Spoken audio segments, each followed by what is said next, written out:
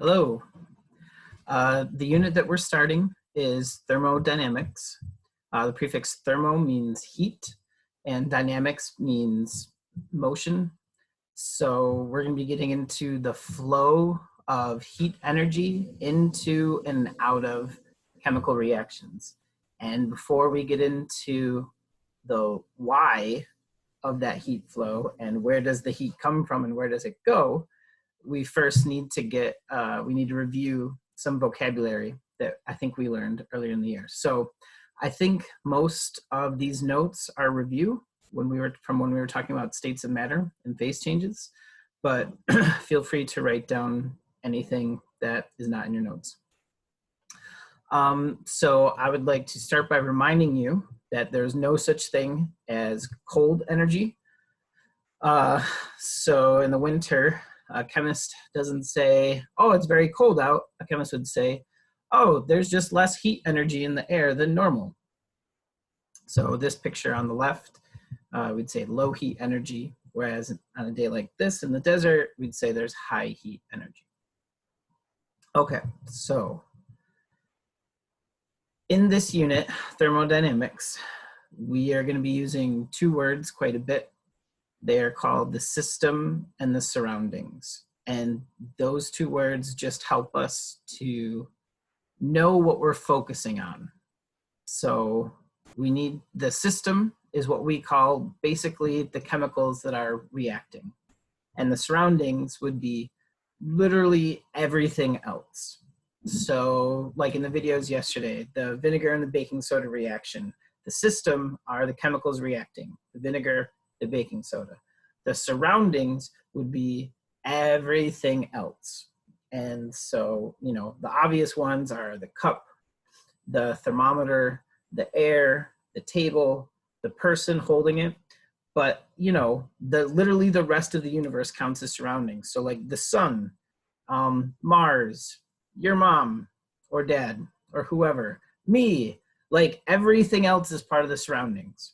The system is just the chemicals that are reacting. So system, surroundings. The other two key vocab words that we'll be using all the time in this unit is endothermic and exothermic. So both of these words have the thermic suffix, which thermic means heat. And the prefix endo sounds like in.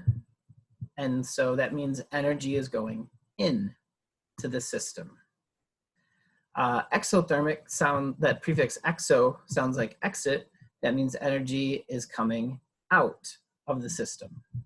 So when energy goes in, we say that's endothermic. When energy comes out, that's exothermic. So then the question is, how do you know if a change you're seeing is endothermic or exothermic? And the way that we have of measuring that is temperature, and how does it feel? And that's what we're going to think about. So this is just a picture showing endothermic energy is going into the system from the surroundings, and exothermic is energy coming out of the surroundings. And there's a little hint here about what it would feel like and how you can tell if a change is endo or exo. So I made a better picture down here, I think. So we've got a test tube. Let's say we've got, you know, a piece of metal reacting with some acid. This test tube would feel hot. So if you think about the system is the test tube, the actual chemicals reacting on the test tube the test tube is actually part of the surroundings. But the system would be the acid and the metal. The surroundings would be the test tube, your hand, the air. So think about, how would that test tube feel? If it feels hot, that means heat energy is coming out of the reaction and going into your hand. So if it's coming out of the reaction, then that's an exothermic reaction, because exo means coming out. Now, if you were doing the vinegar and baking soda reaction, the system would be the vinegar and the baking soda in the test tube. The surroundings would be your hand, the air, all that stuff. that would feel cold. And remember, if you feel cold, that means you're losing your heat. And where is that heat going? It's going into the reaction. So into the reaction is endothermic. So I find like these two pictures will be helpful, I think, in helping you figure out how to fill in the chart below. So your assignment is to fill in the blanks here, and then really there are 8 examples of different changes taking place. Most of them are phase changes, but there's a couple of chemical reactions at the bottom. For each one, you need to identify what is the system, what's the thing that's changing, what are the surroundings, what's around it, and which direction is energy flowing. So in this example, imagine you've got some ice melting on the counter. So the system would be the ice, because that's what's changing. The surroundings would be the air, the counter.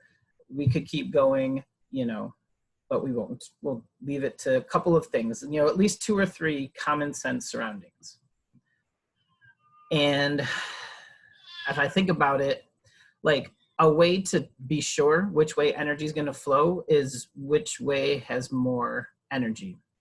So the ice that's cold has less energy, and the air and the counter would have more energy than the ice. So energy is always going to flow from where there's more energy to where there's less. That's another way to help you think about it. So the melting ice is going to absorb energy. That means that energy is going to flow from the surroundings into the system. You can either put an arrow here, you can copy and paste these arrows, or you can just say to the left, however you want to fill it in. And then if the energy is going from the surroundings into the system, that's endothermic. And so there's 8 more examples here. Fill in the chart. Let me know if you have any questions, and I wish you luck.